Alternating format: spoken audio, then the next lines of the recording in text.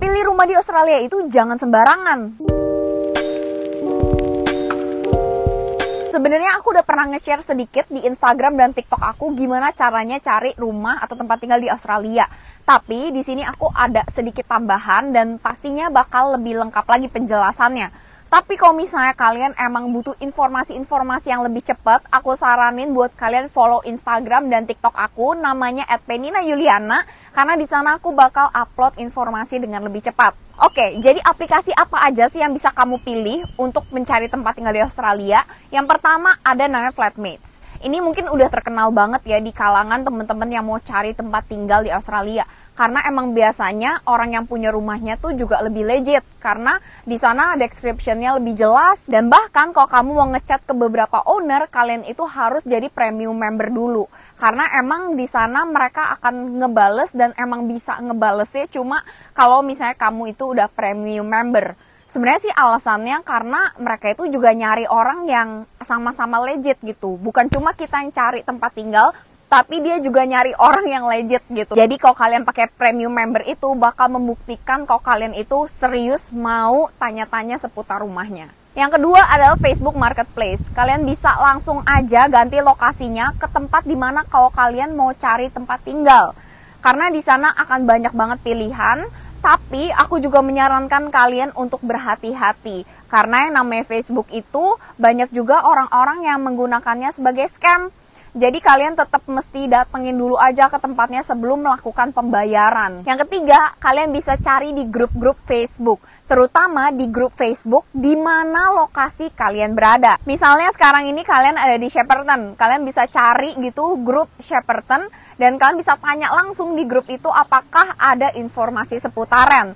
Atau terkadang mereka juga ada ngupload sendiri sih informasi seputaran tersebut. Selain itu, kalian juga bisa coba cari di grup Telegram.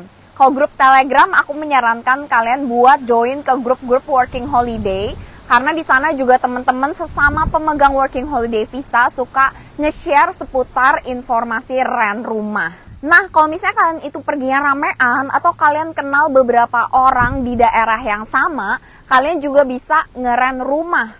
Karena sebenarnya jatuhnya bakal lebih murah juga kalau misalnya kalian nge-rent rumah sendiri. Salah satu aplikasi yang bisa kalian gunain adalah realestate.com.au. Tapi di sini kalian bisa baca lebih detail lagi untuk deskripsinya karena terkadang mereka itu butuh jangka waktu yang agak lama. Jadi kalau misalkan emang cuma rencana 2 bulan, 3 bulan, akan lebih cocok kalau kalian itu cobanya di Flatmates atau di grup-grup Facebook yang emang mereka itu minimum periodenya lebih rendah. Tapi ya itu tergantung lagi sama yang punya rumah. Jadi kalau misalnya mereka emang mau nego agak sebentar gitu waktunya mungkin aja bisa. Jadi bisa coba dikontak dulu aja.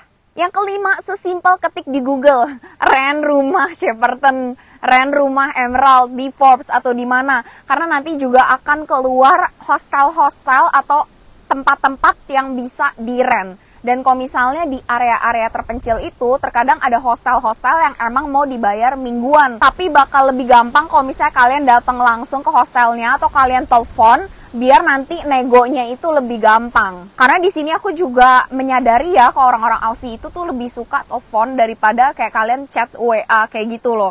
Ya, di sini juga agak jarang sih pakai WA, kayak lebih sering pakai iMessage kayak gitu. Tapi ya akan lebih enak kalau kalian nego-negoannya itu langsung via telepon. Nah, kalau misalnya kalian udah ketemu nih rumah yang kalian incer, kalian bisa langsung aja pergi ke rumah-rumahnya untuk inspeksi. Karena kalau misalnya kalian belum datang langsung ke rumahnya, aku nggak menyarankan buat kalian langsung bayar. Selain karena scam, bisa juga rumahnya itu kurang cocok sama kamu. Terus hal-hal apa aja sih yang mesti kalian tanyain dan kalian lihat pas kalian inspeksi? Yang pertama udah pasti kalian harus make sure harganya dulu ya. Apakah harganya sesuai dengan kantong kalian? Apakah harganya itu worth it atau enggak?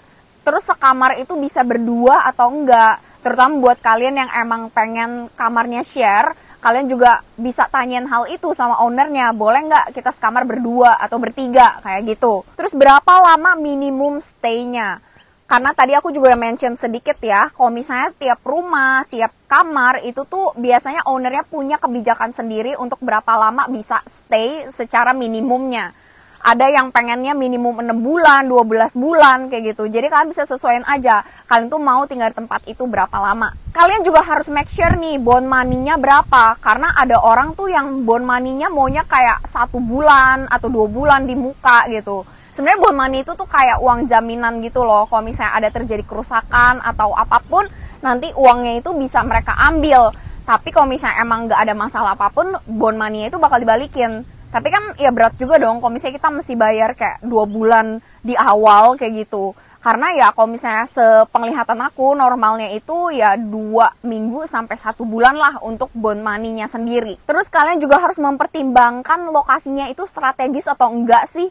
Deket nggak sih sama pusat kota, deket nggak sama supermarketnya. Terutama kalau kalian yang emang belum punya kendaraan, ini tuh penting banget lokasi yang strategis. Apalagi deket atau enggak sama transportasi umum. Terus rumahnya itu bersih atau enggak gitu. Udah pasti setiap orang itu punya standar kebersihan yang beda-beda. Mungkin kalau kamu ngelihat kayak agak ada debu dikit, kayak ya udahlah gitu. Tapi ada orang yang bener-bener kayak nggak suka gitu, kotor-kotor dikit nggak suka. Jadi kalian bisa sesuaiin sama standar kebersihan kalian sendiri. Termasuk orang-orang yang ada di dalam rumah itu. Menurut aku ini penting banget ya. Karena kita kan emang tinggalnya bakal sharingan sama orang lain gitu. Kalian bisa coba lihat dulu nih kira-kira orangnya lifestyle-nya sama atau enggak. Kadang ada juga sih di dalam deskripsi rumah atau kamarnya itu dia nyeritain dirinya itu lifestyle-nya kayak gimana. Contohnya misalnya mereka itu nggak suka smoking atau mereka nggak suka party, mereka bakal tulis di deskripsinya. Cuma kalau misalnya nih kalian nggak nemu deskripsi yang kayak no smoking, no party, dan kalian itu tipenya emang nggak kuat nih sama aroma rokok, terus nggak suka sama yang berisik-berisik, dan ternyata emang housemate kalian itu suka, itu bakal jadi agak nggak nyaman gitu. Jadi mendingan kalian juga sambil lihat tuh kira-kira housemate kalian itu sama nggak tipenya kayak kamu. Selanjutnya yang nggak kalah penting adalah kalian bisa lihat tuh ada binatang atau enggak di rumah itu. Karena ada orang juga yang nggak nyaman ya kalau misalnya ada kucing atau ada anjing gitu. Dan emang kadang-kadang ada orang yang mereka itu punya peliharaan. Jadi kalian bisa ngecek dan pastiin apakah ada hewan atau enggak bagi kamu yang emang nggak bisa hidup sama hewan. Dan hewan ini juga termasuk sama kayak binatang kayak bed bugs atau kayak serangga gitu ya. Ya ini balik lagi sih ke kehigienisan dari rumah itu sendiri. Cuma kadang kan kita mungkin dilihat dari mata, oh ini kayaknya agak bersih nih, tapi ternyata ada bed bugs gitu. Jadi kalian pasti bakal nggak nyaman gitu kalau ada binatang-binatang yang modelan yang bisa menempel di tubuh kalian. Itu kan harus perhatiin banget dan make sure banget biar nantinya nggak merugikan tubuh kalian sendiri guys. Harga yang aku maksud di sini juga termasuk dengan bills. Jadi bills itu termasuk harga electricity, harga barang-barang kayak tisu, sabun cuci piring, sabun deterjen, kayak gitu. Kadang ada beberapa rumah yang menyediakan dan ada beberapa rumah yang nggak menyediakan. Jadi kalau misalnya dia tulisannya nggak termasuk bills gitu, kemungkinan ada uang tambahan. Jadi teman-teman juga harus perhatiin gitu. Kalau misalnya rumah kalian ini harganya udah termasuk billsnya atau belum. Oke, itu aja hal-hal yang harus kalian perhatiin dan gimana caranya kalian cari rent atau rumah atau tempat tinggal ya di Australia. So, kalau misalnya kalian ada pertanyaan, kalian bisa tulis di kolom komentar di bawah. Dan kalau misalnya kalian pengen tahu cara cari kerja di Australia yang lebih detail, kalian bisa subscribe ke Instagram aku. Karena di sana aku udah jelasin dengan lebih detail juga. Kalau gitu sekarang aku pamit undur diri dulu. Sampai jumpa di video-video selanjutnya. Bye-bye!